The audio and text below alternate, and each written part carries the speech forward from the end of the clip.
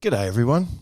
Proud to say Barkarati is brought to you by Radix Nutrition, makers of the most technically comprehensive nutrition products that have ever existed. Unlock your potential with Radix.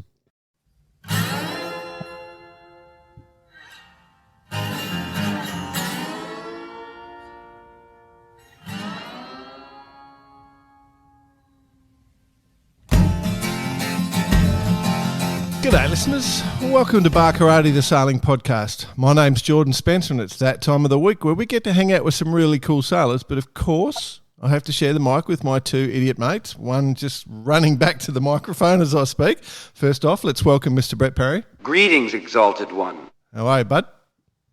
Well, you're talking off air. It is our 300th. Happy 300th. Happy 300th. But I'd like to raise another point. Jordan, you are currently expecting something gnarly, being the cyclone, Alfred. Yep. What I want to bring up is that it's brought the best out of Australia, hasn't it? Have you seen the videos of everyone going down the mudslides and running on the beach and going surfing and, it's just been great. My wife is actually surfing right now. Well, she took off. I actually thought we were going to lose you, not to the cyclone, but you actually going to the local hill and sliding down the mudslide yourself, because I thought that you'd be right into that. Yeah, well, we haven't seen a mudslide. It's probably, we'll come back to the cyclone in a sec. I'll bring in the other bloke. Hang on. He had a voice that could make a wolverine purr. Mr. Nick Boyce. Well, I was living another form of mudslide, a mudslide that's manufactured in the Caribbean. And I've been in my little hotel now in my secret top secret spot, and I'm pretty much ready to get back out into society. I'm ready to roll. Good. Yeah. Good, so good. Be careful. Be careful. Look out. Yeah. Little bit of self-imposed isolation and detox, is it? Well, I did actually need a bit of isolation. I think I got COVID again. God, murd. I will say Only about the 18th time now. 18th time, yeah. You've had my share. I've never had it. Ever. Don't say that. I said that once and then I got it. 300th episode, as you said, BP. I would like to point out the only person that's done all 300 episodes is the J-Dog. That's right. Yeah. Congratulations, Jordan. Did you get your cake? I sent you. We sent you a mudslide cake. John Spencer or Jordan? Yeah, John snuck in one. Yeah, that's right. And the great thing about the old cyclone stuff, for those worried, literally we're right in the middle of the cyclone at the moment. But where I'm based on the Sunshine Coast, the cyclone came down south out to sea, and now it's moving into land. It's moving into the south of us. So we're in that sort of northwest quadrant, which is the safest place to be in a cyclone. Great news. That quadrant. So we're in the it's not bad at all. Like about 3 days ago, I was watching the weather and I said to my wife, we're good. We're going to be fine here. Mate, so. It has been the most epic surf It is. on the Queensland coast, though. Yeah. Well, all the way down. I'm surprised you actually haven't been out there, Jordan, on the ski for the world's longest ski ride. World's longest ski ride. You keep banging on about it. The world's best and greatest, like I tell you, no, it's just calling. So hurry up, let's get this done so I can get out there. My wife is out surfing as we speak, so it's on. I really hope your boss listens to this and we let it slip that we're recording on a Friday morning. On a Saturday morning. Thank you very much. All right, let's get our guests in because obviously 300th episodes. We try and do special guests on the majors. I mean, they're all special. I'll be honest, but this one will be a good one for a lot of people, I think. Can I say that I've been pushing this for a long time? There has been a lot of comms. Well done, Brett. So good stuff. No, but this high five yourself. For it to land on the 300th, it's even more special. Go on. Well, I mean, it was. I was trying to get. I was trying to get Hannah Mills, but you gazumped me. So Hannah will probably be in a week or two. But we've got a very special guest. Episode's always a good. It's a new chapter. That's right, new chapter. Righto. So our very special guest this week is probably, I guess, has become the most influential person in the world at the moment, I would suggest, if that gives some hints. It's a woman where this is, as this goes to air in the US, this will be International Women's Day, and we definitely want to, as we have a passion for celebrating women in our sport, and the more the better. And so this one is a person that has achieved greatness. She was the first woman from the United States to race single-handedly around the world. She came second in the Global Solo Challenge, including setting a new world speed record for the Open 40 class in that. And then also has probably set a record for amount of coverage she's able to generate for the sport. We thought we were good. We are nothing. We are mere infants compared to our guest today, and we are very happy to welcome to the show, who's giggling away at the moment, Cole Brauer. Welcome to Bar Karate. It's great to have you. Yes, welcome. Right on, rock and roll. Yeah. Thanks, guys. Yeah, that was. What's so funny is that no one ever gets that introduction right the first time. And I didn't have to correct you halfway through. So good job. Well, we are talking about He's Jordan the world's Spencer. best researcher. He's the world's best researcher, Cole. That's why we've had him on for all 300 episodes. Otherwise, he'd be booted.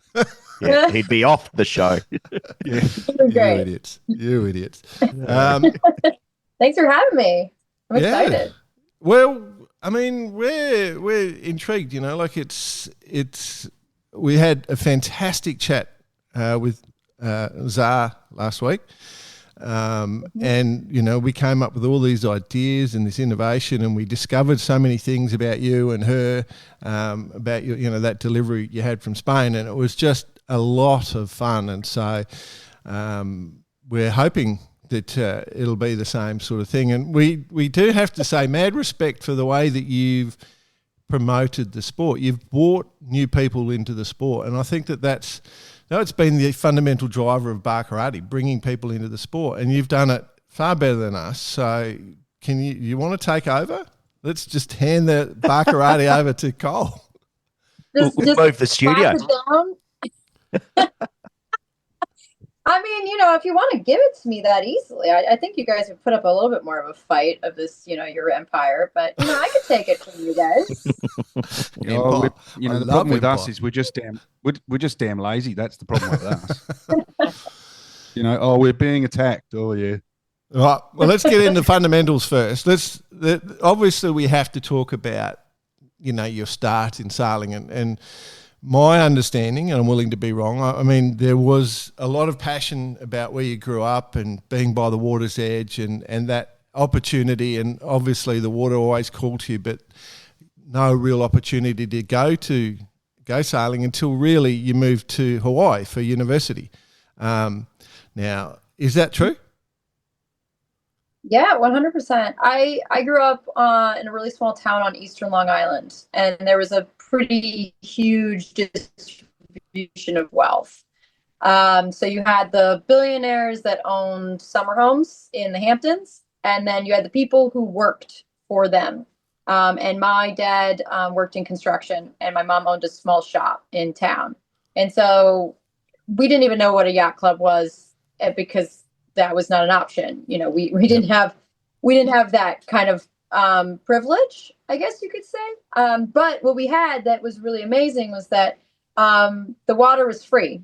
So as long as you could figure out how to get on the water was completely yours. And nobody could take that away from you. I mean, Long Island is very well known for their nature preserves, and they're incredibly protective. And so I was very, very lucky to grow up where I was, and I had no idea that we didn't have money.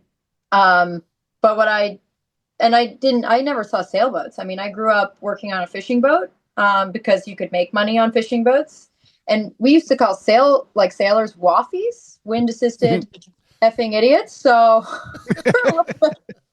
I don't know if you've heard that Waffy. before, but I must admit, I have walked down the road in the street Newport, Rhode Island, and that's been yelled once or twice. And you just went, yeah, right on. Woo-hoo! Yeah, high five. In Australia, we call trawler operators stoners because they're normally all off their nuts. But anyway, continue. Oh yeah, no, it was so it was an interesting world that I just we always looked down upon sailors because they were, they had more wealth than us. They were this, they were that, and we tried to run them over with the fishing boat, and it wasn't really part of my life. And then when I moved out to Hawaii, the sailors were actually kind of cool. Um, they were just a bunch of dudes that also surfed and they kite and they were actually really fun. And I was like, wow, this looks fun. I should get into this. And I emailed the University of Hawaii sailing coach, Andy Johnson, and I was like, I really want to be a part of your team. And he pretty much was like, no. It doesn't work like that. You've got to be toughing it out, being a little optimist first. I love it. Just no. Yeah. Well, he thought I was a guy because my name is Cole, and because of Title IX U.S. NCAA sports regulations, you can't have a certain number of guys and girls, but he said, okay, well, you can come to one of the practices. And so I showed up, got in the minivan, with all the other kids. I didn't know anybody, and I just sat in the back of the minivan. They're like, who's the girl that just hitched a ride with us? She's going to the supermarket. Yeah, like who the that? And we show up, and then Andy's, he's explaining something, tacking, jiving, I don't know, and we're all sitting in this. It's like 40 of us, and he goes, "Yeah, I don't know. There's supposed to be this guy showing up or something. I don't know. Whatever. He could come to practice." And I was like, "I think you mean me? I'm the potential guy named Cole, whatnot." And he goes, "How much do you weigh?" He knew straight away. Yep. He knew right there. He was, how much do you weigh? I was like 98 pounds, which is like 45 kilos or something. He was like, "Oh my, done. You're on the team. Done. Made it." And that was pretty much it.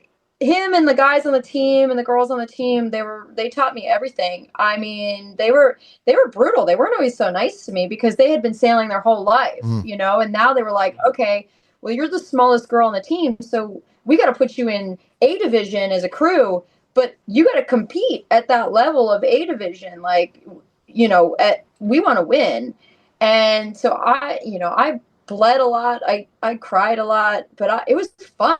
All of a sudden I went from knowing nobody in Hawaii to all of a sudden like part of the tribe. And kind of the rest is history, to be honest. Like they took me hardcore, and there wasn't that much partying. There wasn't like really any drugs or things like that. Like it was kind of full force, like very focused. And I was used to being around fishermen where it was not focused. It was a lot of drinking, there was some drugs, and there was a lot going on. And then all of a sudden sailing, I felt like, wow, we're all real healthy, until I moved back to the East Coast of the US and realized lots of very different. Yeah. Very different. So basically you've gone from the back of the trawler straight to the smoking room at the Waiheke Yacht Club. Yeah. And it's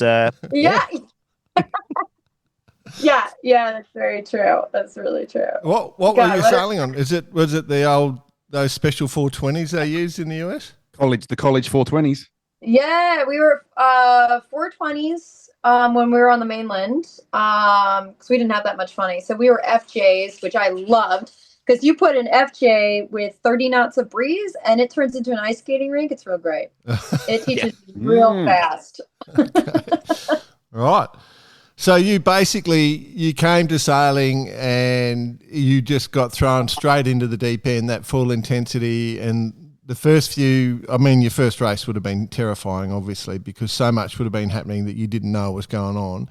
But, for everyone around you, it was completely understood. And, I've seen it so many times.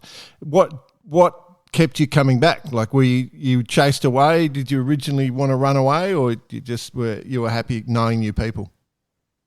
No, I was pretty happy. I mean, I was always kind of a crazy kid anyway, and kind of a little bit of an adrenaline junkie. So, like day one of practice, they put me out with the captain of the team, who was a senior, and I was coming in as a freshman.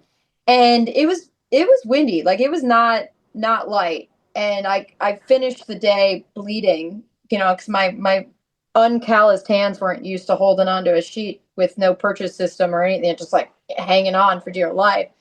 And I finished the day, and I was like, this is exactly what I needed, because I had seen sailors before, and I thought they were just a bunch of, I don't know if I'm allowed to say the word, but I just thought they were a bunch of fucking pussies. Like, and now all of a sudden I'm bleeding, and I'm like, oh, this is my sport. Like, this is it. I've been waiting for it to, take all my teenage angst and aggression and put it someplace where it's not, I don't know, it's not going to get me in jail or, end up in a bad situation or maybe a car accident. This is actually going to, maybe be a little bit healthy for me. So yeah. I was pretty much hooked. And my skipper of the time, he was brutal. But we sat down like every day at lunch, and he would draw out the boat and like, okay, what's this halyard, and, name this and name that. And he would just draw out, the boat. And even if I wanted to ever quit, he would have never let me. I mean, he was almost 300 pounds. Nobody could sail with him, in an FJ. So from the day, so from the day that you hitchhiked on the back of the bus there to go down to the supermarket, and to the day that you actually felt like a part of the team, how long did that actually take for you to win them over? Because there probably would have been a bit of bit of that going on. Personality came into it, and your commitment and just your passion. How long did it take to win them? I don't know, 3 days. I was going to give you half an hour, but 3 days is good. I mean, I think it was sooner. Like I ended up like that night. I don't know if I'm even allowed to say this, but that night, like the captain of the team was like, we should go out for drinks. And I was a freshman, he's a senior. I was like, yeah, okay. And so we went out that night, and we like talked about everything under the sun. We ended up eating Chinese food or something. And I was like, you guys, this is college. Like, this is what it's supposed to be like. You're just supposed to like, you jump into it full force and you grab onto whatever bunking bronco you got. And yeah, so I was kind of, it was pretty much, I was hooked from the get-go, but it was about 3 days later that I told Andy Johnson, hey, I might not want to do this as a full-time gig. I might just want to, come in and out, and I don't really want to be about part of the team fully. I'll just come in like a club, whenever I want. And he pretty much told me to go fuck myself. Yeah, negatory. You're in or you're out. You're in or you're out. Hey, lads, did you notice a bit of a theme there where Cole said, grab hold of the buck and bronco and ride? Didn't last week we talk about grabbing the kangaroo by the tail? So we've kind of got a little bit of theme going on here. It's all relative in animal the country, cruelty. right? Yeah. Animal cruelty for sure. No, it's all good. Yeah. Oh, well, that's good. So you've won them over in 3 days.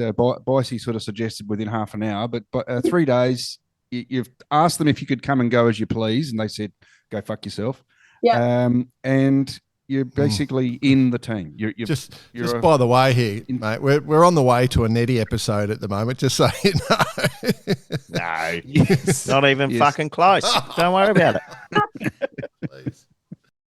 Oh, I feel the takeover so coming. how long was the stint then in Hawaii as part of the college scene? I'm guessing you then jumped on a bunch of other boats while you're there as well.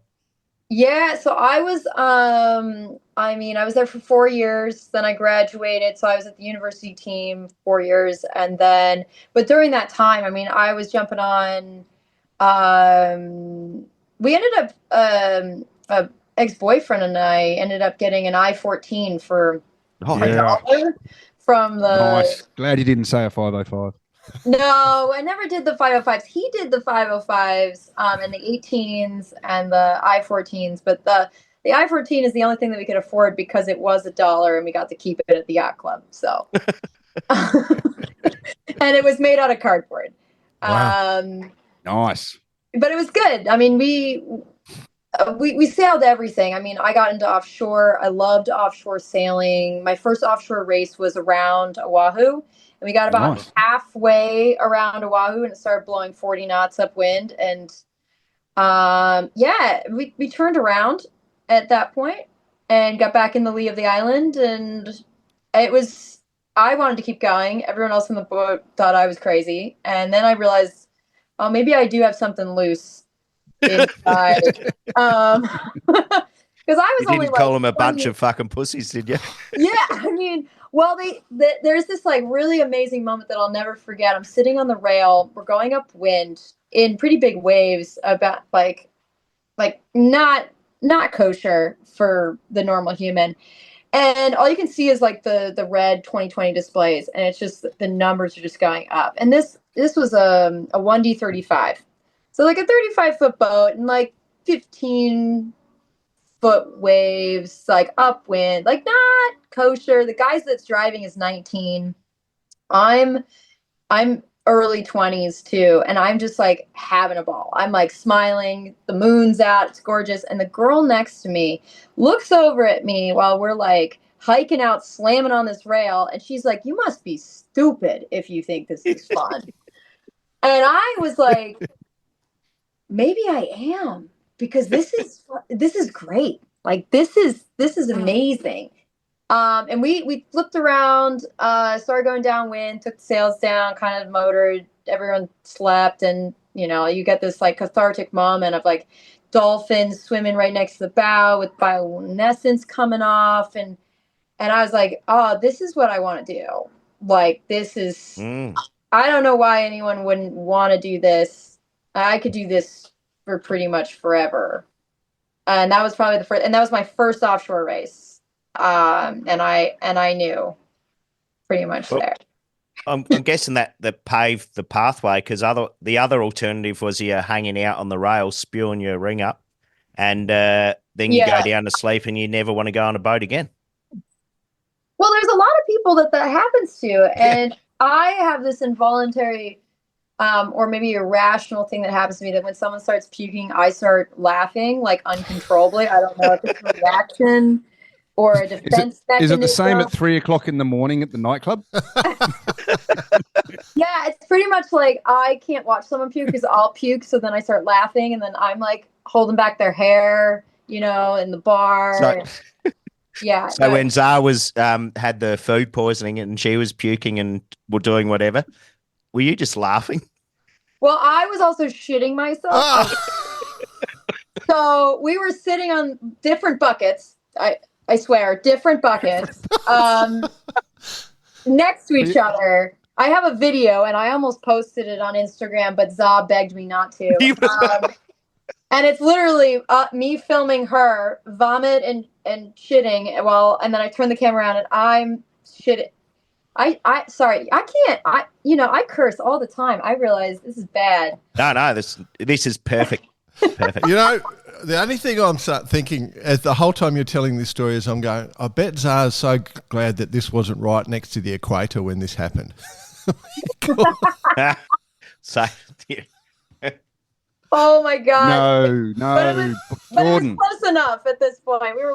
We had just left Cape Verde. We were like 12 hours out of Cape Verde, so it was not cold. It was not cold, and we were both sweaty and in our underwear and just going, "What is happening?" And she got better. She healed, and then I just pooped myself for another like 7 days, and I was like, I think we might have to divert to Brazil. Like we might have to. Like this is terrifying, and that's when I get myself. On a serious note, you're out there. I mean, this is really quite important because it's all good and funny for to tell the funny stories, but you are getting dehydrated by the hour.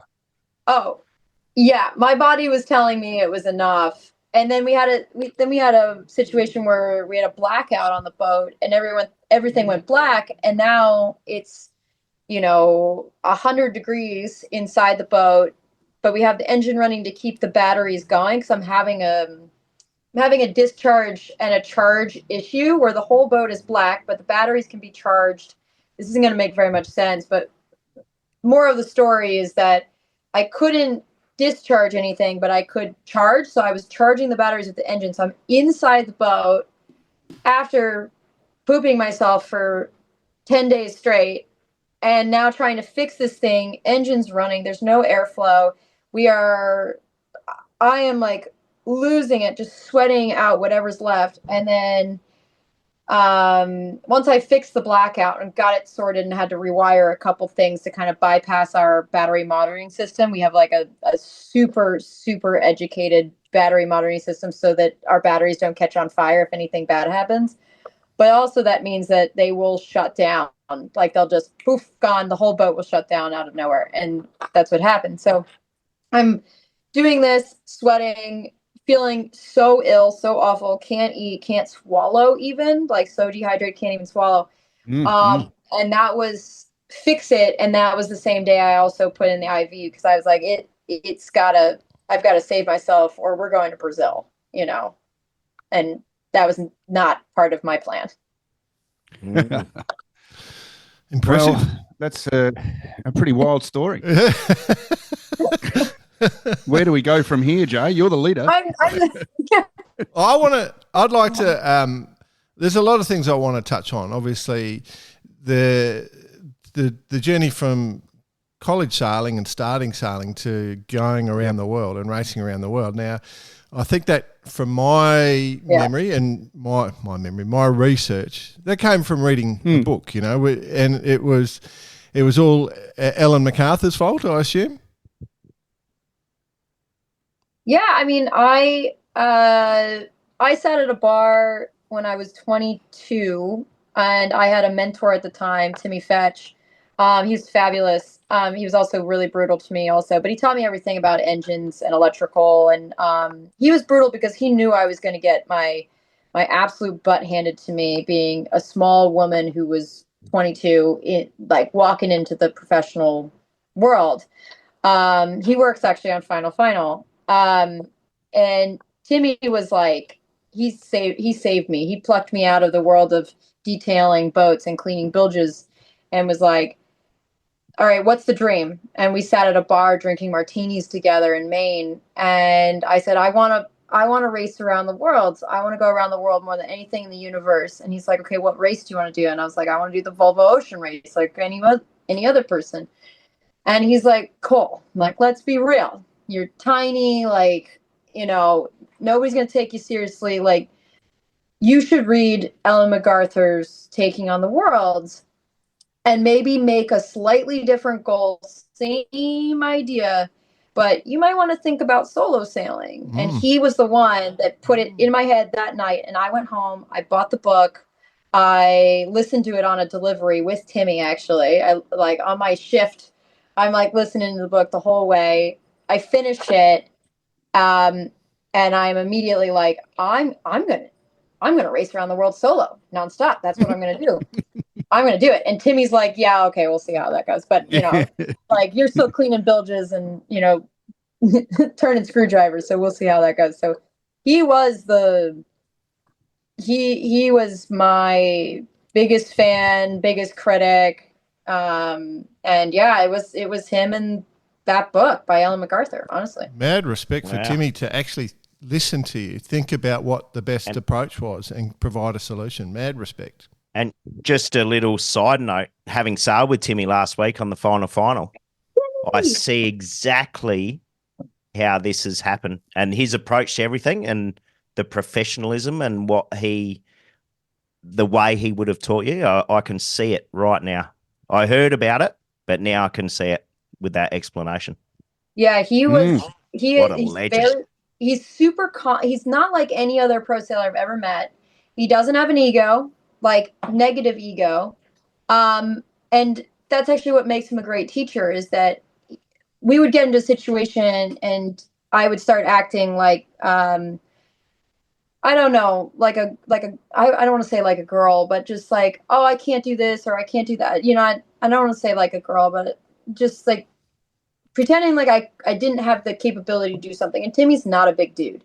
He's not a big dude, but he could dock just about any boat. It could be 100-footer. He's going to dock it by himself with no bow thruster.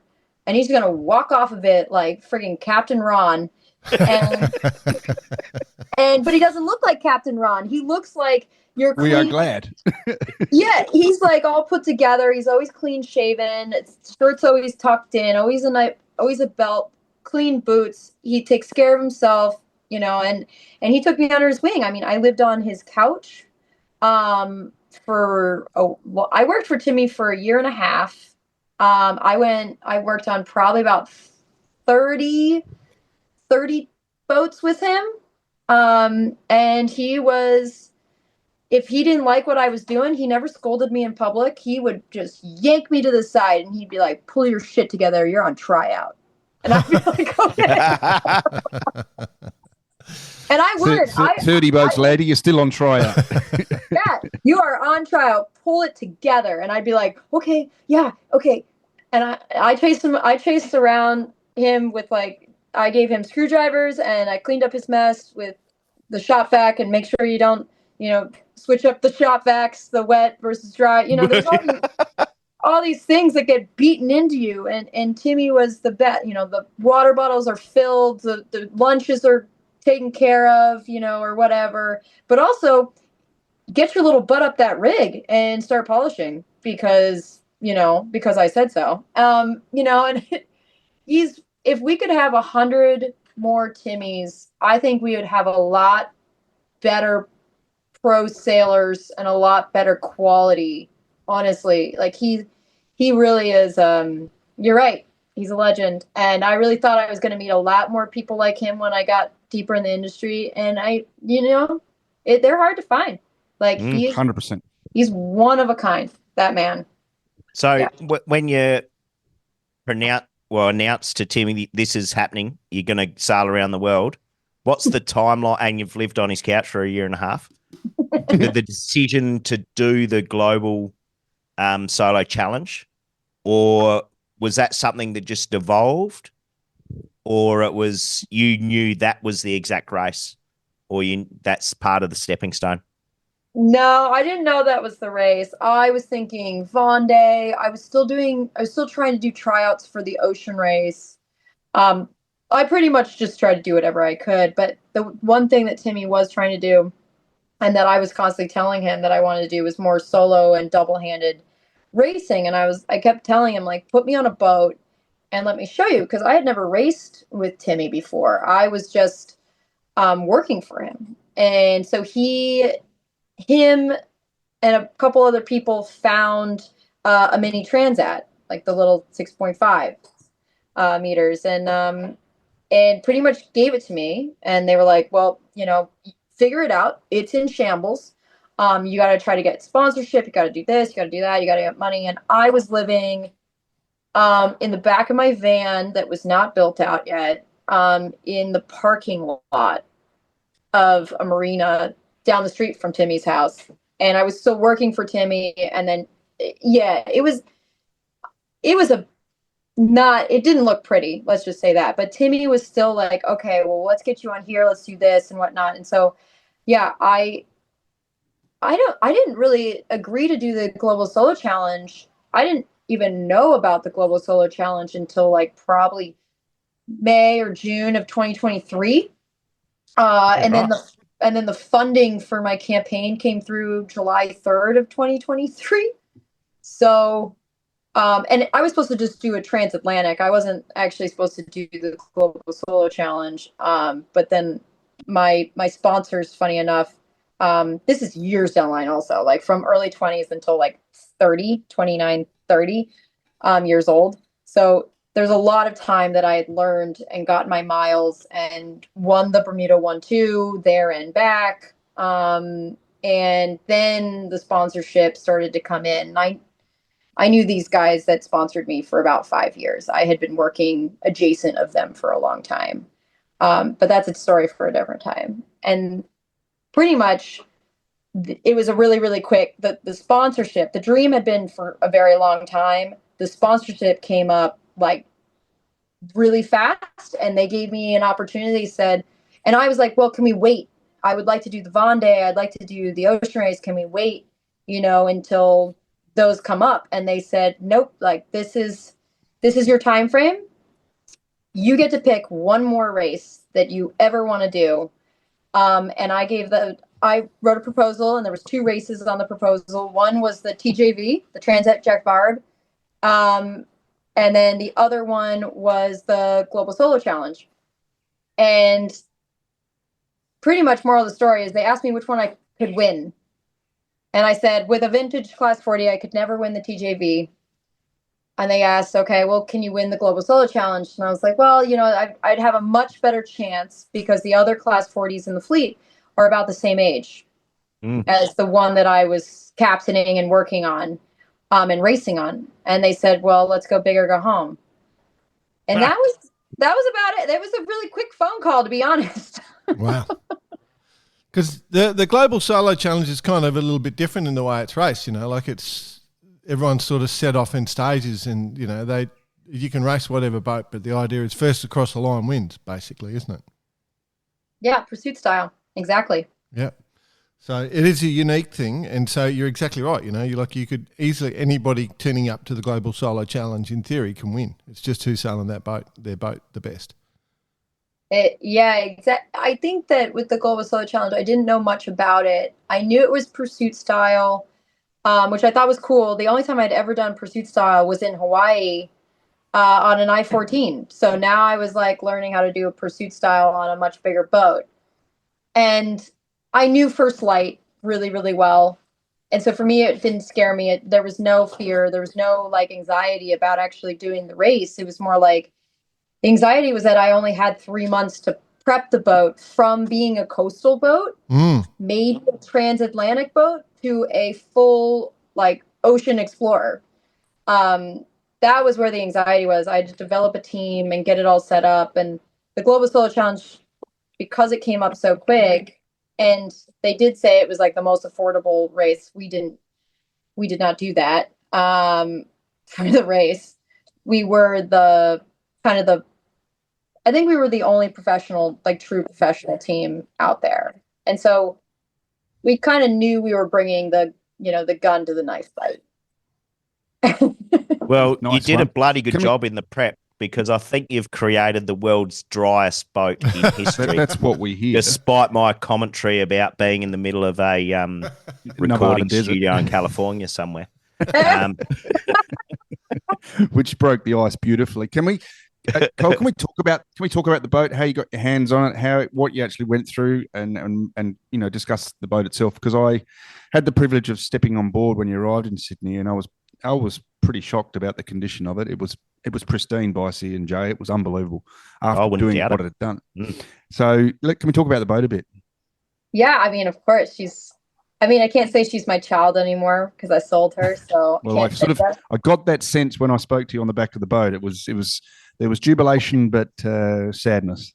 Well, the second best day in a person's life is when they buy a boat. The best day is when they sell the bloody thing. Yeah, you would think. I think because I never truly owned her. That's what I think there was some confusion. I never owned First Light. So First Light has a weird story, and it's very long, and I won't tell you all of it. But I worked on First Light when her name was Dragon, and she was owned by Michael Hennessy. And I got my first true captain job working for Mike Hennessy. And he barely gave it to me. I mean, I begged myself onto this boat so much, and then worked up through the ranks from, just scrubbing the bilge. Then I got to move the boat with other crew. Then I got to start moving the boat as captain. Then like Captain Ron. Like Captain Ron, not nearly as good as Timmy docking. I'm good now, but 24 years old, not great. Not great. But she taught me a lot. And yeah, then I started racing double-handed professionally on the boat with Mike Hennessy. Boat gets sold to these brothers who are our training partners. And I think, okay, my job's done. And then the brothers say, well, no, we're gonna bring you on. We want you to stay with the boat. So I stay with the boat and I race against them for about 6 months or so. And this is actually how the boat becomes mine. Is that the brothers have their own class 40. They don't want to lose a boat in the fleet. And so they've now purchased the boat. They pay all the bills. I take care of the boat for free so that I can live on the boat, take care of the boat, race the boat. They pay for almost everything except for I don't have a salary. It's your amateur pro sailing, whatever, homeless kitten. And and it's great. And then I'm able to convince them that I want to do the Bermuda one too, which was the dream, not the going around the world at this point. The dream was just I want to do the Bermuda one too. Go and do the Bermuda one too with another woman. We do the solo, we win. We do the double-handed, we win, and the sponsors come back, and that's when they say, okay, there's one more race we want you to do, and you get to pick which it is. It's a super weird thing. So anyway, do the Global Solo Challenge. The sponsors are super hands off. I don't have to do anything for them other than I needed to get the main sponsor a t-shirt. He wanted a t-shirt. And I had to speak at his company in Chicago once. And Wow. that was the only requirements. Where do you find these sponsors? They found Can you help us? I know. No, I don't think I will never find those guys ever again. Like they are No, it sounds too good to be true. But you honored that. Did you give him a t-shirt? Yes, we did. Finally, Oh, it took a while, and I did do the speaking engagement, which is amazing, and they're super sweet. Like I texted them right when I was leaving Australia, and I sent them photos of Za and I, taking photos of us, right in front of the opera house and stuff. And they're like, "You look exquisite." They're not like that. They look homeless. They look more homeless than I do, which is funnier. They're just these chill guys who like sailing. They're really into philanthropy, and they're super private. They didn't want anything from me other than for me to have a good time and my dream to come true. And they said, this is the budget that you get, and it's whatever you make it. Like you can you can spend it all on one thing and then fail, or you can spend it all on one thing and succeed. And so, yeah. We clearly know which one you chose there. So thanks to them, whoever they may be. Yeah. And I guess they'll just like to remain anonymous, but thank you very much, we say to them. So in sort of response to BP's question, though, that was the boat. There was you weren't looking for a boat. There was the boat. It was provided, and away you went, sort of thing. Yeah. I was to answer the question directly, the boat gets sold. I had already worked on the boat for 3 years. 3 years? Yeah. 2019. Yeah, 3.5 years. I had already worked on the boat. So I knew the boat in and out, like very, very well. And then boat gets sold. I get an email from the guys who just bought it, the guys who then later on sponsor me, and an email saying, "Hey, we don't really have that much time. My son is getting into a different sport, blah, blah, blah. Do you want the boat?"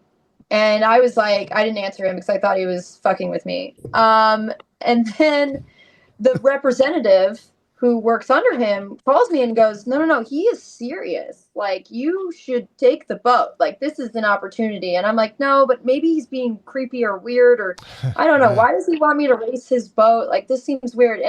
And Jimmy, who's the representative, is like, no, like he's just an honest dude.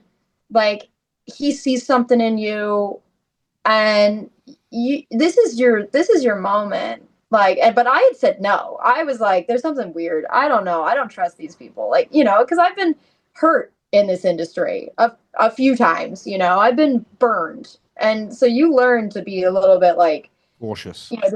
Do I trust what's being told to me? Are they just do they want to sleep with me? You're asking every question in the book, and none of the crazy things that was in my head was correct. All of it was they just wanted to, help the boat captain that they had watched put the boat together for 3.5 seasons. And then their season, they had just watched me so many years, like just sweating my tits off, getting the boat set up and trying to race the boat as hard as possible, trying to beat them when they were fully crewed and we were double-handed. Like they were just observative, and they liked the story, So yeah, it's a weird sponsorship, but yeah, I never asked for any money, and I still to this day have never asked anyone for money. Well, I love the story. We love the story. No. I didn't expect it, to be honest. It's not how I. And that's a good story. Yeah. Yeah. And that's what makes a good story. Maybe I should ask people for money. Maybe I'd get more money. I should probably start doing that. Yeah, we're working on that. We know working on about that but it hasn't story. worked so far. When Obviously, you learn how to do it, you pass it on to us. Oh, but So, Cole, but about the boat, I forgot to say, I love that boat also. Yes, Like, we got that. She's in amazing shape, mostly because like the people that I brought on the team love that boat as much as I did. Like, I wouldn't have let anyone touch her if they didn't respect her. So, and that goes for like all boats that I touch, by the way. right. It's a Zarbau boat, remember? Remember we call it a Zarbau, pointy bow? Yeah, yeah. Instead of the scow bow. Yes, yeah, that's right. She called it. There was two options: a round bow or a czar bow. Yeah. Zara, Yeah. So, Cole, when you set your goals to win the Global Solo Challenge, is that also when you set your goals to become a absolute internet superstar? So the first people that I hired actually was a media team, and I hired a media team, and I got a lot of backlash for it initially from a lot of people who thought it was too vain, thought I was doing something like inappropriate, thought I was and so I called the sponsor, the main sponsor, and I was like, hey, I'm getting a ton of backlash. Like, what do you think? And I gave him an out. I pretty much said, if you think this is too much and I shouldn't do it my way, and we want to do it different, like, we don't have to do any of this. This is your money, my dream, but I can go back to living in my van and being perfectly happy. And he goes, what are you talking about? Like, you hire whoever you want. Like, this is business. Like, if you're a corporation, like, you need a team. You need a media team. You need somebody that's going to show the world. And he was the one who was like, you do whatever you want. If you think a media team's the first people that you should hire them. And so, like, he fully backed me, and we hired 3 of my friends for really cheap, and they worked their tail off 24/7. They moved to Newport. One of them moved from England, the other one from Georgia, and the other one from Florida. And they all came and they lived in a little Airbnb or in their van next to me, in my van. And we had a great time. I hired a marine electrician. I hired a project manager. And they worked their tails off all day long. We would buy donuts every morning for the whole yard, because we took over the entire Newport shipyard, which is saying something, because that is a big yard. That's a big yard. Yeah. We would buy the whole yard donuts and coffees every day, every single day. And then the bar would open at 4. So we had like tequilas and drinks, and I would have them Uber Eats to the yard. And so we were like, we created a really amazing team. And I think that was the biggest success, was and it was really funny, if you feed people and if you pay them, they do amazing things. Like, if you don't pay your people, they don't care. Like, they don't care. Oldest role in the book in a boatyard. Yeah, is nothing a t-shirt and a box of beer couldn't fix. Yeah. Yeah. I got them like these. Well, in your case, a couple of donuts. So. Yeah. Like, I got Carhartt sweatshirts, like the really, really nice ones. And I just gave them out to the whole yard. Even the chef at the cafe in the yard got a sweatshirt. Becky, I love her. She was amazing. She fed me every day. And like that's what it takes to have a successful campaign. Like, a successful grassroots campaign is the money that you get. As soon as you get money, you pay your people. You pay them before you pay yourself. Like, I made no money. I've made nothing until the Instagram took off.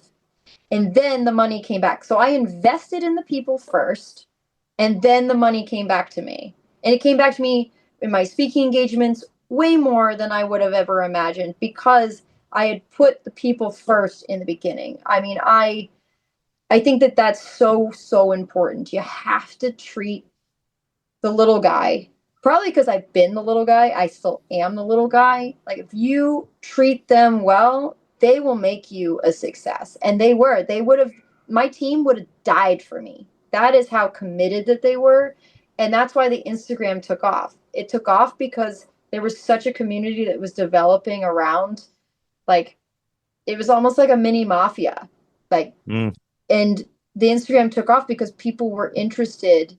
And it started with just like, hey, we are just like everyone else. We are trying to put it out there as authentically as possible. There's no makeup, there's no nothing. We are real. We're just like one of you, which was true. I was living in my van next to the boat, which was in the shed. I mean, we couldn't have gotten any more real.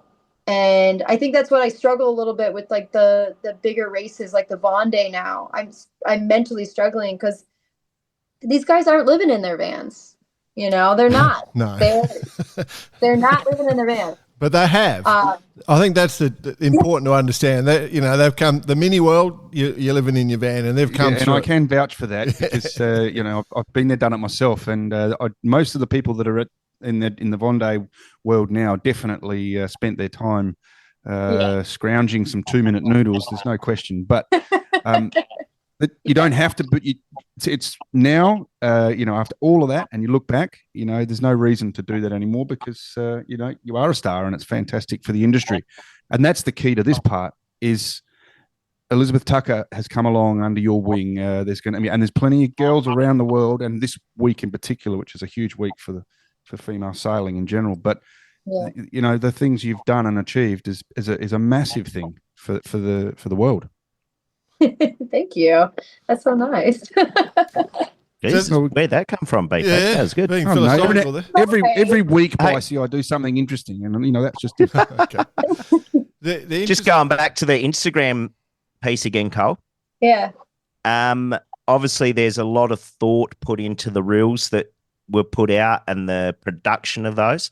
How many have you got in the? How many of that you got in the can, so to speak? Well, gosh, I mean, you mean can like the trash or like in Well, both that were almost going to go, not going to go. They were going to have it. I mean, I was when I was watching it all take place. Unfold. Yeah, it was like, geez, there is a team working hard at this. Cole's, you're obviously doing this.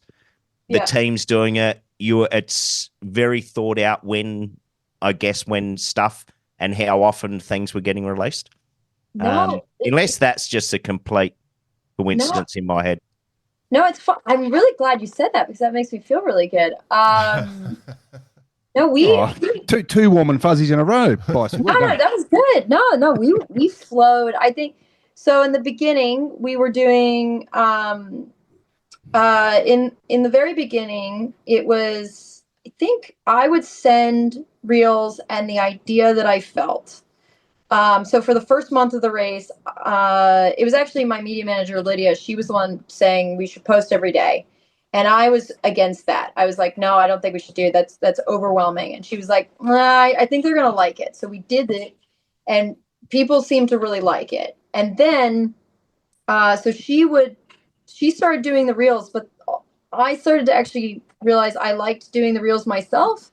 And so after the first month, I did every reel after that until today, until now. Like, so really, and then once I started doing the reels, the reels came really easy. So I think I can edit a reel in probably about maximum 30 minutes. So I can get it done in about 30 minutes. So from the time that I video it to the time that it actually sends out is about 30 minutes. And I don't delete things. And I think that's what people liked, is that it didn't matter if I had stuff in my teeth or if I I don't know, if my hair was it didn't matter to me because it's real. It's real. And I think people really enjoyed, I don't watch the reels. I send them. I just I video them and then I send them out as quickly as possible, because if I sat there and stared at myself, I would find something wrong. I'm a Like something control between freak. your teeth, or Yeah, your or hair like, crooked, oh, or I don't look good, or like, oh shit, that doesn't feel right, or maybe I said something wrong. No, I just send it, and it worked, and it totally worked. As soon as Lydia and I switched from her editing the reels to me, the Instagram went like and just skyrocketed because it wasn't somebody else doing it anymore, and it was already like before it was me telling Lydia what I wanted to do. And now I was like, well, why don't, instead of just telling her what I want to do and doing all the content, I just take out the Do middle it person. yourself. So what she would do is that she would send out press releases. So she did press releases. She talked to the press. She was my manager. She was the intermediary, which was awesome. I didn't have to deal with that, which I don't like writing emails or anything. And then I could just focus on the content creation, which is the fun part, which is you take the video. And that was actually what I tried to teach Za. In the beginning, Za was really stressed out about, okay, do I look okay? Am I speaking okay? Am I doing this? And I was like, Za, send the video. Just don't just speak into the camera quickly, fluently. Don't look at yourself, and then just send it out, and you'll feel so much better. So much better. And so I think like by the end, because that was actually part of our contract. Za wanted to learn about media, and it was written into our contract. That was one of the things that I was going to teach her about. And I mean, my teachings are, you be authentic, move quick, and people want to see your face. Like they don't always care about the boat. They like human interaction. Like, and be weird with it. Like sometimes I put the camera like right next to my eyes, like right next to my face, which isn't amazing because like my pores are huge now. I'm like over 30. And people love it. They just, because it's something they haven't seen, and but you have to be really vulnerable. And I mean, I think 99% of my comments are positive, and 1% I get like some weird dudes every once in a while asking me like if I want to meet their son. But I'll apologise for Jordan already. Yeah, I was going to say, Bonzi, he actually doesn't know who his son is because he never left a forwarding address. But that's it, just in general. Hey, you'll be pleased to know, Cole, it wasn't me. I only have 2 daughters. Yeah. Oh, that's good. That's good. That's good. If someone called Toby sends you a note, Yeah. Oh, be careful. Be careful. Oh, you Yeah, no, love him, Cole, I don't do worry. want to touch on that. Like, so one of the philosophies in the way we put Bar Karate together is that it's just got to be genuine. We don't want to make it so we don't. it's no clean fluff. it. Yeah, It's- there's. yeah. You just got to respect the audience and give them the behind the scenes. They feel like they're involved that way. That's our theory, Like, and plus, it's a lot less editing. And the only thing, the main different, the similarities we have with our reels to your reels. You take 30 minutes. We've taken 300 episodes. Still haven't done one. Yeah. Might do that one day. We gave it a go. We gave it a go for a bit, but anyway. we only ended up with 50 people because we're not exactly interesting. No, Yeah. but I think you guys could do it because you're hilarious. But you'd have to do TikTok. Honestly, like if I was to go back in time, thing that I would have learned that I wish that I could have done and told myself is that I need to respect TikTok. I didn't like TikTok because I'm a millennial, so I enjoy Instagram more. I grew up with Instagram. So Instagram is like my like home, that's where I go, open my phone, scroll. But if I was to go back in time, I would have been more on TikTok because I mean, Instagram, you don't make anything really on Instagram, but TikTok's actually paying content creators, like paying them. Right. Like Instagram for paying their content creator. I just saw my taxes. I made $22. Wow. $22. Well done. That's awesome. Yeah, that's crazy because they give you like 5 cents every million views or something. Like Wow, it's that's bad. stupid. But Yeah. on TikTok, you get 1 million views and you get like $1,000. So it's like if I was to go back in time, I can tell my younger self 2 years ago what I'm going to tell you guys. You got to try TikTok, but you got to hire you gotta hire the Gen Zer. Yeah, Like, I was just gonna say. you know, you gotta hire the girl who's just coming out of marketing, media marketing from, you know, a university, who's like doesn't make any money, but she also likes sailing, and maybe she's like trying out for the Olympics or something and doesn't have a real job. That's the girl you hire. I love it. I love it. I know quite a few of them. Into it. Yeah. Yeah. We should look into it and hear your advice. The problem is, as Gen Xers, X doesn't really like Z. It sort of doesn't go together. Oh, it's not something that sort of, you know what I mean? So we're going to have a bit of a problem there. Yeah. I mean, I don't like Z either, so it's okay. But you know, they do decent work, but you got to wrangle them, and you got to find a woman. A man would just, I don't know, they just complain a lot. Oh yeah, get that. Yeah. Yeah, I'm hearing you. Speaking of men, So we'll have to learn to embrace the conflict. We could do that. We're good at conflict. I love that, Bicey. I love it. Embrace the conflict. Embrace it. We are sort of running out of time, but I do want to touch on one thing: is that you know, one of your goals is the Volvo Ocean Race, right? That was what you said at the start, and it looks like it's on the horizon for you. Like, as far as I can see, Barker 80 guest number 1, Boris Herman, and the Milica team. I've seen so many things of you guys together. I'm pretty certain the things have been signed. So do we say congratulations? Are we going to see you go around and do the Volvo? Yeah, I think the dream is finally coming true. 10 years later, you know, Amazing. It's been an emotional, physical roller coaster, but it's yeah, I mean, I told them, Boris and I talked his whole Vendée, because I was offshore and he was offshore, and so we texted almost every day, sometimes video called, and it was great because he was, you know, we talk about the Vendée and what I want to do and stuff. And I was like, honestly, Boris, like, the dream is always been the ocean race.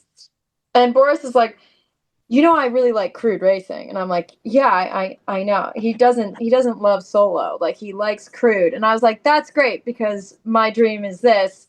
And he's like, perfect. We're going to be like partners. Like, this is great. Like, perfect. Because now he can, like, Boris doesn't want to do every leg, you know, like Will doesn't want to have to do every leg. And so it actually, Milica is amazing because they are actually trying, like, they're not just speaking, oh, I want to bring up younger generation of sailors and really give them a chance. Like, they are actually doing it. They contacted me probably a week after I finished my solo race around the world. So now, you know, a year ago. And I told them I wasn't ready to talk about contracts. I wasn't ready to talk about anything, because I wanted to actually know if they gave a shit about me or if they just wanted the media attention or whatever.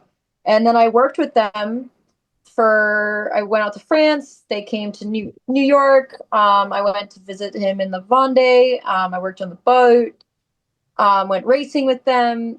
And they're like, you know, they waited. And not very many pro teams would have waited a year to sign someone. And they said, nope, we know what we want. Boris loves you. Like, you get along with the whole team, even the little people, and that's it. Like, we want you. And so, yeah. Cool. Yeah. Love it. I'm pretty excited. We both good people. You mentioned Boris and Will, both people that have been on the show plenty. We have a good relationship with Milica. So the only word of warning I'd say to you is don't diss any 5.0. No dissing 505s in conversation. 505, take them down while you can. Yeah, while you're at the top of your tree. We race each other on the 5.0. So I'm quite happy to put a picture of Jordan's face with on the dartboard with a 505 in the background. This 505, I think I'm out of the loop. I think I've been offshore for too long the last 74 days. 505s, you guys. Now that you're a Barcaradian, you need to go back through the backlog and have a listen. There's quite a few episodes where 505 is mentioned, and you'll hear Bicey and I literally go, "Oh." So anyway, I'll send you a separate note on the rainbow, Cole. It's fine. yeah. You send it through. But yeah, you know, it's a great opportunity, and I think that you know, the Milica team's strong. That boat can go particularly well in the Southern Ocean, she goes, that thing. So, Yeah. it's going to be an exciting, like you must be just pinching yourself, like it's all coming together, like it's amazing life you've created from sleeping in a van. I know. I just spent the last 3 days. I have a ghostwriter that flew out from England, actually, and we've been working on my memoir. And it's like, what the fuck is going on? Like I don't know what's happening. Like this is nothing that I ever expected. And there's a lot of really cool things coming down the pipeline, and I think it's taken me a year to kind of wrap my head around it, because I thought I'd finish my around the world race and then just go back to my normal life of racing inshore here in Miami, and then doing my offshore stuff and then living in my van. And nobody will let me do that. Everyone's like, no, we want you to do bigger, better things. And for some reason, so Crazy cats out there. I know. my God. Just idiots everywhere, isn't there? Nerd. Leave me to my van. How's your French and German? You got any of that worked out? No, that's why I can't even believe they hired me. Well, I'm shocked. I'm shocked. I don't speak any other English other than bad English. So yeah, well, that's the most English-speaking boat. You're all right. Well, you're right. When you're there representing the Monaco Yacht Club with Boris, I'm sure they'll understand your English. That'll be fine. Yeah. Oh. It's going to be Oh, good. hang on. Jordan's going to say something. Wait on. It's going to be a good one. A word of Don't warning. let it be a clanger, Been Jordan. winding Word up. of warning It's with been quiet the- for the best part of an hour. Here it comes. With the Melitza boat, of course, we do have a close relationship, and on the 60s, there are a lot of alarms on those boats, and we may or may not have our own contract and have recorded alarm warnings on that boat. On that, so just be warned. You may hear us a bit more than you want to. That's all I'm saying. Oh my God. Yeah. GPS no fix. GPS no GPS fix. no Oh, you guys are in trouble. You're in the shit here. Tack. Ease the code zero. Ease the code zero. So just be Oh warned. my God. Oh, I love it. And then there's the beauty. I told you to go left. You didn't listen to me. Judgmental navigation system. I love it. Oh dear. No, well, Righto. it sounds like. Let's be honest. There was plenty more we wanted to talk about, but I think we're sort of chewed up a lot of time. This is a part two because we've hardly touched on the sailing side of it. Yeah, I know. We've just sort of let it roll. But So I think we maybe need a we'll. part two, Cole. Would you be into that? Would you be in a part two some down the track? I could definitely come back. I mean, you guys are actually kind of fun to talk. I talk to a lot of people. Yeah, you guys are all right. I could get used to this. Who knows? Maybe I I'll just come apologise on for and the do other it. two, but it's a nice compliment. Thanks, Carl. You idiot. Bicey does carry us, Cole. Oh, yeah. He's the mainstream. He's the one that sort of props us up when we're feeling down. Pats us on the back when we've got a tear. Makes us laugh. Stop. Yeah, Stop. give you a little cuddle now and then. Yeah. That's fun. Yeah. Just a little cuddle. Yeah. No, you guys have been great. I mean, honestly, I'm not allowed to curse or say any bad things normally. I mean, I know I wasn't allowed to say anything on this show, but Yeah. it was at least nice. Yeah. Oh, absolute ripper. We're still recording. Absolute ripper, Carl. All right. Hey. I'm going to stop the record. Say Do the official stop sign the off. record. I can see this going for a bit. Thanks so much for joining us. It's been a ton of fun. I suspect we've got a absolutely. part two coming for the listeners who are enjoying it. We'll put it together. But yeah, Well, I do want to have some sailing stories because I think that's where it's at. Can we Cool. do that, Cole, please? Yeah.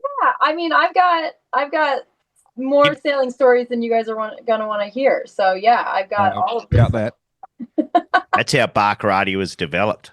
Exactly. exactly. Yeah. That's There's exactly- someone out there who wants to listen to some sort of nonsense. But given your schedule coming up, obviously there's going to be more and more sailing stories. So Yeah. I've got lots of things coming up. I'm leaving for the Caribbean on Monday, and so it's just I just can't stay away from boats for some reason. I keep trying. I'm trying to buy a condo in Miami. I'm like trying to get roots, and for some reason I'm a water plant, so that's not happening.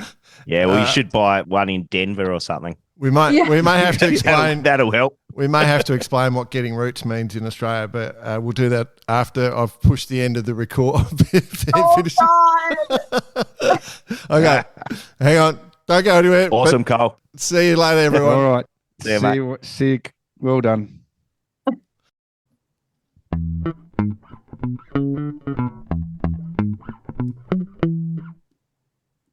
Well, that's going to be a name that we're going to be seeing around for a long, long time. Cole Brauer. No question. No question at all. Yeah, look, like BP said, we didn't get onto the sailing discussion, but, she did, she got second in that event. And as she mentioned, the win in the 1-2 race, the Bermuda 1-2, that was with Cat Chimney. Yeah. Just obviously talented sailor. Committed, passionate. She loves it. We do bang on about it, and we do bang on about it a lot. The effort and it was touched last week as well with doors opening. You make it happen. Yeah. Sliding door moments all the time. You just don't sit around and wait. When what kind of blew me away? There's not many people sitting on the side of a 35-footer going upwind in 40 knots, loving life. So that's cool. It is cool. Hey, yeah, super cool. So thanks to Cole for joining us. We look forward to getting her back on at some point. But before we kind of depart from this particular subject, she mentioned she had a ghostwriter coming in to do her book. Who's your ghostwriter, BP? That's what I want. Are you writing a book? I am writing a book. Mate, am I going to feature? Yep, you are actually. I mean, there's going to be the days that you all came in and snuck pizza into the hospital and beers. Yes. Yeah, you might. That'll be there. No, Mate, look, I will talk about it later. In all seriousness, for those that don't know BP's story, it is a hell of a story of adventure. And you can get your ghostwriter to fill in all the other bits. But bloody hell, good on you, mate. It's a really good one. Yeah, look, I am writing a book. It's my Southern Ocean experience, and stand by because I'm working on it. It's a lot of work, but it's happening. Nice. Thank you for that, Bicey. Thank you for the nice friendly plug there. And the other thing, while we're doing friendly plugs, don't sit around and wait. You said BP, so don't sit around and wait. No, don't. And get online and order your Radix Nutrition, because obviously if you want to do these adventures, you need to be healthy and fit. And Radix Nutrition, the fuel of your choice. The number one choice, of course, choice of athletes. Jump onto the page, Radix Nutrition. Use Bar Karate as a discount code, please. That would be great. And then you make sure you do. Performance through health.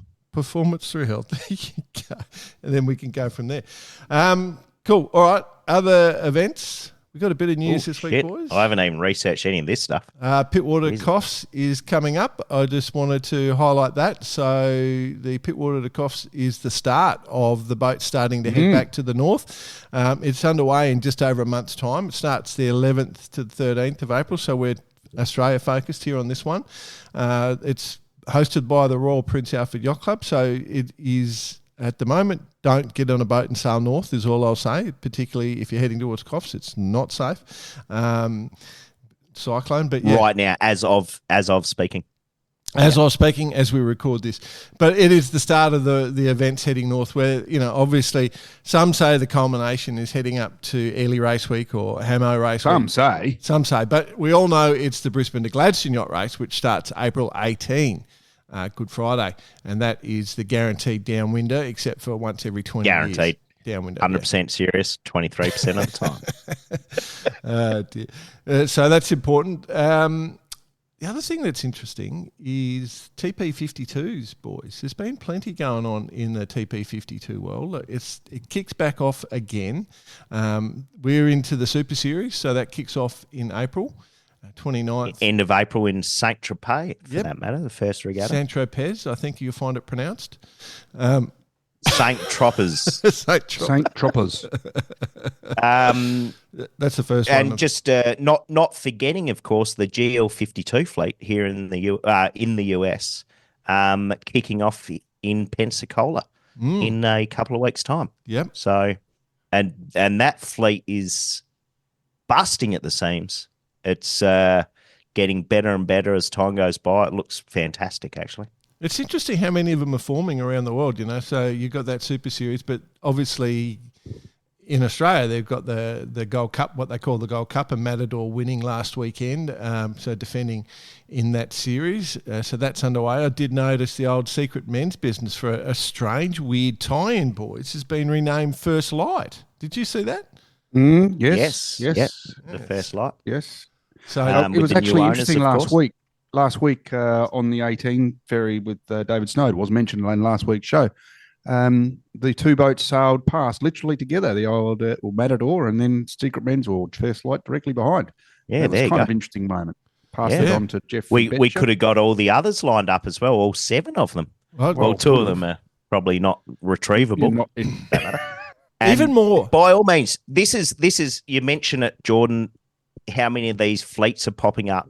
And by all means, this isn't a promo for Southern Spars, but I'm doing a bit of work in that space at the moment, specifically around the TPs. Yeah. And I did a bit of a deep dive.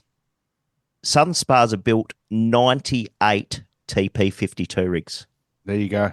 So and of course, they're not the only builder. Hull Spars built a bunch as well.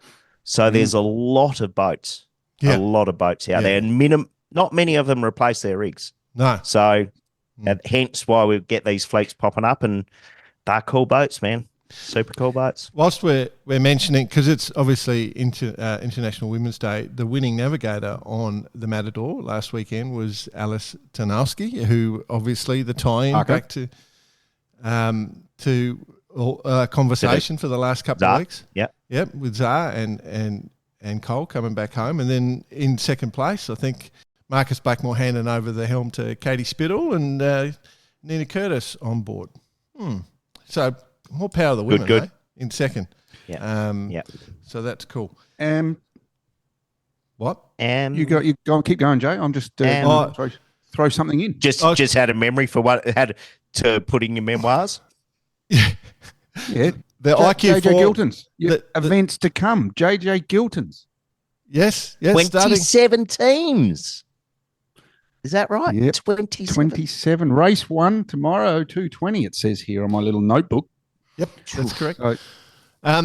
So JJ's great to be watching. Also the IQ Foil International Games Part 2 starting Cadiz, 8 to 14 March. So they're underway as well. So yes, the JJs. Good point, Mr. Brett Perry. Well done to you. We did bring this up last week. Yep. You want to watch it, you can watch it live and free on YouTube, 18 Footers channel, and it doesn't charge you. You will not get the credit card to come up. If it is, you're in the wrong site. So get on there and watch this. This is going to be great fun. BP, did you get paid by the 18-foot skiff league? Yeah. Did you get a few free beers the other day? Well, some say. Mate, hash for comment, 100%. No, had a good bribery, chat to 100%. 100%. Had a good chat to Simon Wern, and we're looking good for. We're looking good. Cool. I love it. Good. Love it. No, JJ's. Get on it. Get on. All right. Let's move on. The Jack Lloyd Listener of the Week, presented by our friends at Vycobi, who make some amazing gear, technical sailing gear, some clothing, some warm gear, some sun protection gear, including the UV Barkarati hoodie top, which you just go to the Vycobi site and you can order that straight through Vycobi, which is fantastic. Great, the most wonderful material I've ever had on a boat, on a piece of clothing. They support us, and there's one email that just stands out this week, boys. There's only one I really want to highlight. We got some great emails. We know what's coming up, don't we, BP? Yeah. Here we go. Yeah, and Cole, when you're listening to this, it's going to happen. Hey, guys, this is from Ryan Nelson. Hey guys, Ryan here, 505 sailor, moth sailor, mini sailor, and professional rigger. First off, I love the podcast. You guys do an awesome job promoting our sport. Can't get enough of your banter. Just one thing though, could use a bit more 505 content. Yeah, a bit more swearing, my friend, is coming your way. Side note, More 505 content. Side note, I may or may not have had a pint or two with Jordan in Cork between ping pong games. So that was... there you go. Just wanted to let you know about an event I'm co-chairing and competing in with my 505, the first annual Almeida Community Sailing Centre Spring Dinghy Regatta. It's taking place next weekend, March 15 and 16, open to Ilkas and 505s. Almeida Community Centre, my home club, arguably the best place to sail on San Francisco Bay. We sail in the warm waters just south of the island of Almeida, right next to where all the Cup teams were based during the Cup in San Fran. Backstory to this event, St Francis Yacht Club hosted the Dinghy Regatta for the 25 years or so, and for some reason this year they decided to cancel the event. This is the first big dinghy regatta of the year for Northern California. It gets a big turnout, means a lot to our local sailors. I've participated for 20 years either in Malaysia or FIVO. Once word got around that it was cancelled, the powers that be in the local laser and FIVO fleets got together and saved the event. Somehow I've been put in charge. I have a great team backing me up, and now we're off and running and looking to get a great event. Hoping to invite more fleets next year if there is interest.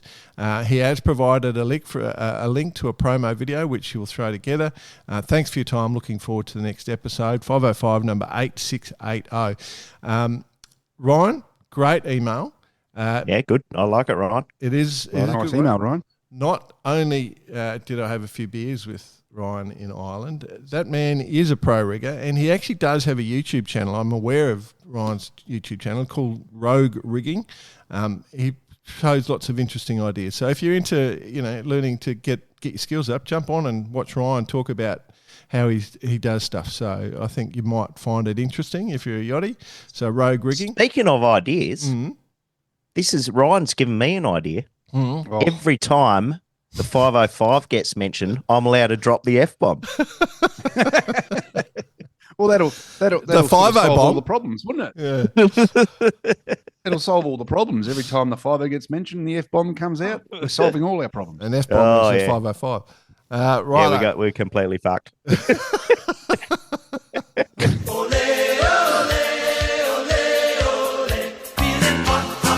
It's hot time with Bice. Well, it's true, man. There's been one thing dominating the news cycle this week in yachting. Some say it's the International Women's Day. Some say where is the AC going to be held? But others say it's the launch of Pace, the new Kerr 40 Plus in Adelaide. Ooh. Who owner one, Kaylin Howard. So keep your eyes peeled for that vessel out on the racetrack. I sure am anytime hoping soon. that we can get some live Barcarati coverage from her. I'm thinking of becoming the Instagram reel poster for the team. Would you? That is going to to be my official title. No. Actually, no, we need to hire someone to do that. Yeah, that's what the advice was. A Gen Z female, apparently. I might start doing a bit of practice. Anyway, Good luck, dominating the newsreel is where is the cup going to be hosted? I for whatever reason, I get quite a bit of stuff from New Zealand in the news cycle, and there's a bit of upmanship going on in New Zealand. They're pretty keen on it.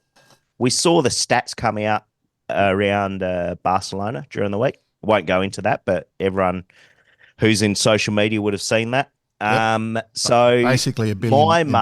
My mail is it's NZ or Europe somewhere, or That narrows it down. All the states. Brazil. Brazil. Oh, I like that attitude. I'll be honest, I'd love to see it in New Zealand. I couldn't think of anything better. I mean, such a good crowd. They turn out in droves for it. It'd be good for the guys that are. There must be some pressure on them. I think. Wow.